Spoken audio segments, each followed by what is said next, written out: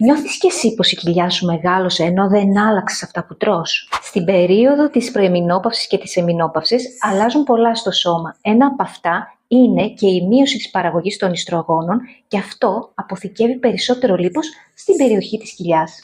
Αυτή η κατάσταση σε συνδυασμό με το αυξημένο στρες, τον κακό ύπνο, την κακή διατροφή έχει σαν αποτέλεσμα να μειώνει δραστικά τη μεταβολική μας δραστηριότητα.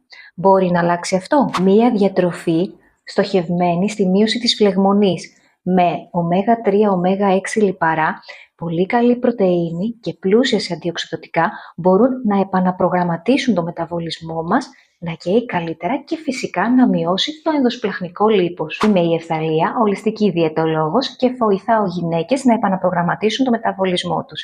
Αν σου άρεσε αυτό το βίντεο, αποθήκευσέ το ή στείλ το σε μία φίλη σου που το έχει ανάγκη. Ακολούθησέ με για να μαθαίνεις περισσότερα.